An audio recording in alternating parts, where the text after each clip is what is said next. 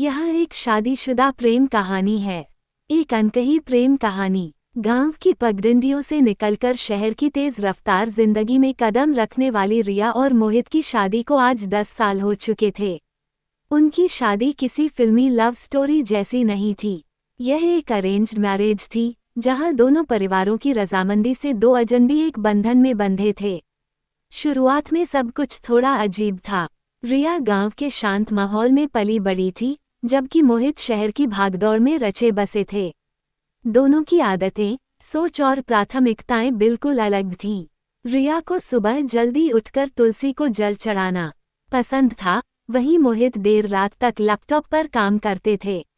रिया को घर के बने खाने की खुशबू भाती थी, जबकि मोहित को बाहर के पकवानों का शौक था। उनके रिश्ते में तालमेल बिठाने में वक्त लगा। कई बार छोटी छोटी बातों पर नोकझोंक भी होती, लेकिन धीरे धीरे उन्होंने एक दूसरे को समझना शुरू किया। रिया ने मोहित को सुबह की चाय के साथ अखबार पढ़ने की आदत डाली, और मोहित ने रिया को शहर के शोरगुल के बीच भी शांति खोजने में मदद की।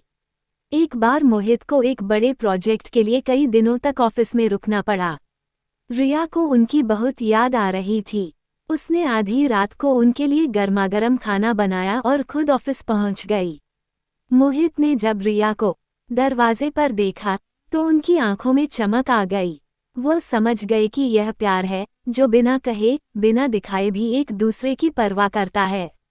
रिया ने भी महसूस किया कि मोहित की खामोशी में कितना प्यार छुपा है। जब वह बीमार पड़ी तो मोहित ने रात रात भर जागकर उनकी देखभाल की, उनके खाने पीने का ध्यान रखा।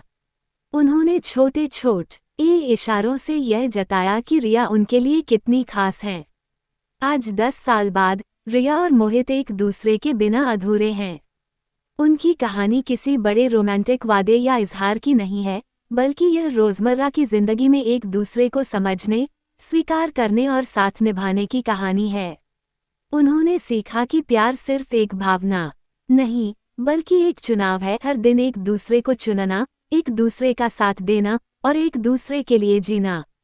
उनकी शादीशुदा जिंदगी इस बात का प्रमाण है कि सच्चा प्यार शोर नहीं करता, वो तो बस धीरे धीरे दिल में उतरता चला जाता है। क्या आप किसी और तरह की कहानी सुनना चाहेंगे?